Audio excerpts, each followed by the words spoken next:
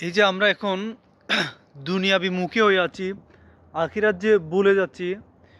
দুনিয়ায় আমরা এখন গান বাজনা, বাদ্যযন্ত্র নিয়ে এবং মাদকাসক্ত এরকম যত ধরনের খারাপ কাজ আছে, এগুলোর মূল কারণ কি? কে বা করতেছে এগুলা? কোরআনে করিমের ৭ নং সূরার ১৬ নং আয়াত। বিসমিল্লাহির রহমানির রহিম।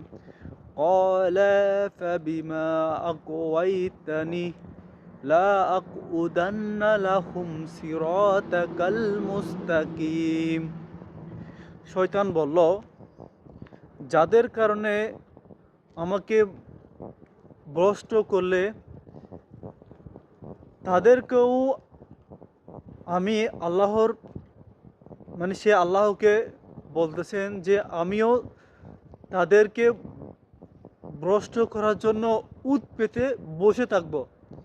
এটি দেখেন, সে স্বয়ং আল্লাহ তাআলাকে বলতেছেন, শয়তান আল্লাহ তাআলা বলতেছেন যে সেই যে আদম আদম আলাইহিস সালামকে সিজদা না করার কারণে তাকে যে ইবলিস বানিয়ে দেওয়া হয়েছিল, যার কারণে সে আল্লাহ তাআলাকে বলেছেন যে সে দুনিয়াতে তাদের উত পেতে বসে আছে।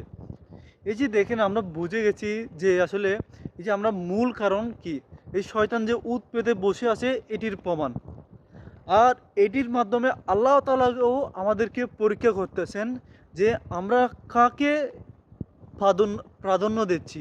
কি শয়তানের কাজকে আমরা প্রাধান্য দিচ্ছি, না আল্লাহকে আমরা প্রাধান্য দিচ্ছি?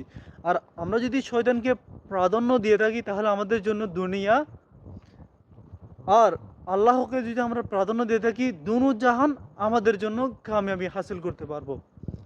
তাই আল্লাহ তাআলা যেন আমাদেরকে শয়তানের কাজগুলো বুঝে এগুলো থেকে আমরা বিরত থাকতে পারি। আল্লাহ তাআলা যেন এগুলো থেকে আমাদেরকে বহু যেন দূরে রাখার তৌফিক আল্লাহ তাআলা আমাদেরকে যেন দান করে। আমিন।